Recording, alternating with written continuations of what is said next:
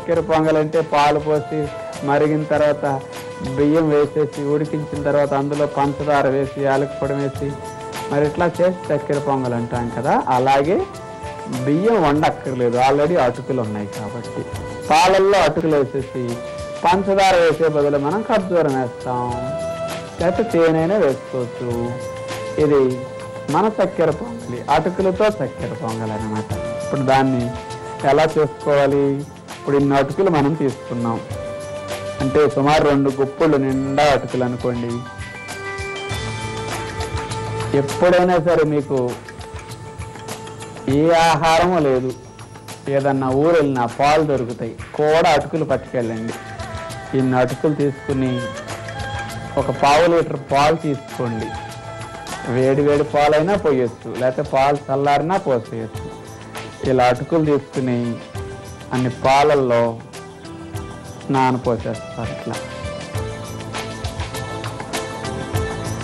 ఇప్పుడు అటుకులు ఇందులో ఎక్కువయ్యాయి, పాలు కొద్దిగా తగ్గాయి. ఒకవేళ మీకు పాలు లేవు అనుకోండి, అట్లాడప్పుడు కొన్ని నీళ్లు అలా పోసుకోవచ్చు అనమాట. ఎప్పుడైనా ఒకవేళ మరి పీల్ చేసుకుంటే గట్టిగా అయిపోతాయి కదా, కొద్దిగా కావాలంటే అన్ని కలుపుకోవచ్చు, ఏ ఇబ్బంది లేదు.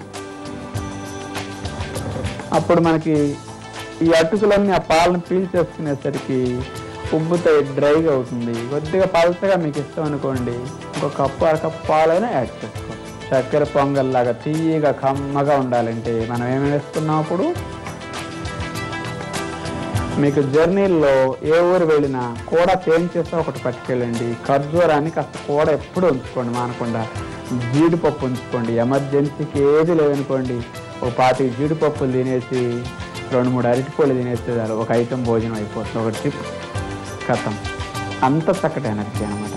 లేదా 4-5 ఖర్జూరాలు 10 ఖర్జూరాలు అన్ని జీడిపప్పులు అరటిపళ్ళు తినేసి సరిపెట్టుకోవచ్చు భోజనం లాగా. ఇప్పుడు మనం ఇందులో ఏమేమి వేస్తున్నాం?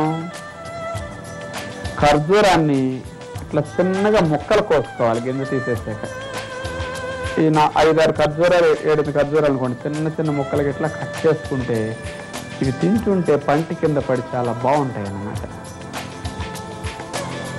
ఈ ఖర్జూర ముక్కలన్నీ ఇందులో వేసేస్తాం. జీడిపప్పులు కూడా ఉంటే వేసుకోండి, బలం కమ్మగా పంటి కింద పడుతుంటే చాలా బాగుంటాయి. ఇవి అరటిపండు ముక్కలు. మనకి ఖర్జూరము తేనె కాస్త ఎక్కువ వేసుకుంటే కానీ తీపి రాదు కదా, మధ్య మధ్యలో అరటిపండు ముక్క కూడా తగులుతుంది అనుకోండి, చాలా టేస్ట్గా అనిపిస్తుంది అనమాట. ఇందులో అరటిపండు ముక్కలు. ఇప్పుడు మనం వేసిన ఖర్జూరము పూర్తిగా తీపినివ్వటానికి చాలదు, ఇంకా ఎక్కువ వేసుకోవాలి. అలా అయినా మీరు ఖర్జూరం పూర్తిగా ముక్కలు ఎక్కువ కోసి వేసేసుకుంటే ఇక తేనె వెయ్యక్కర్లా కమ్మగా ఉంటుంది. లేదండి కొంచెం తేనె కూడా వేసుకుంటే బాగుంటుంది మాకు అనుకుంటే రంగు కూడా బాగా వస్తుంది. అలాంటప్పుడు తేనె కూడా ఒక 4-5 స్పూన్లు వేసేసి కలిపేస్తారు. చక్కటి తీపి వస్తుంది. మీరు ఎంత కావాలో తేనె అంత తీపికి వేసుకోండి. కొంతమంది తీపి ఎక్కువ ఇస్తాం, 5 స్పూన్లైనా వేసుకోండి, ఇబ్బంది ఉండదు. ఎంత ఎనర్జీ కదా మనకు కావాల్సింది. ఇప్పుడు వేసిన వాటిలో హాని కలిగించే ఐటెం ఒక్కటే లేదు. మనం పనికిరాని దోశలు తిని లేకపోతే పూరీలు తినే కంటే అందులో నష్టం ఉంది, లాభం లేదు. కానీ ఇందులో నష్టం అసలు లేదు, అంతా లాభమే. ఇవన్నీ వేసుకుని 1/4 గంట 2 నిమిషాలు అవి తినేసేయచ్చు అనమాట. మీరు అటుకు ఇంకా పలసగా ఉందనుకోండి 5-10 నిమిషాల్లో వెంటనే తినేసేయచ్చు. ఇందులో ఇంకెవరన్నా కొద్దిగా వెరైటీగా తినదలిస్తే స్వీట్ల మీద చల్లుతారు కదా, దోసకాయ పప్పు అని అమ్ముతుంటారు, పుచ్చకాయ పప్పు. ఆ పప్పు అన్ని వేసుకోండి, అన్ని కిస్మిస్లు వేసుకోండి కాస్త. అప్పుడు తేనె వేసుకోకపోయినా ఖర్జూరం కొద్దిగా వేసిన అన్ని కిస్మిస్లు వేసుకున్నా మధ్య మధ్యలో పుల్ల పుల్లగా తీయగా పాల కమ్మదనంతో అటుకులు వెళుతుంటే ఎంత బాగుంటుందో. అలాగనే మీరు తినేసేయచ్చు. అందుకని ఈరోజు మనం అటుకులతో చక్కెర పొంగలి ఎలా చేసుకోవాలో తెలుసుకున్నాం.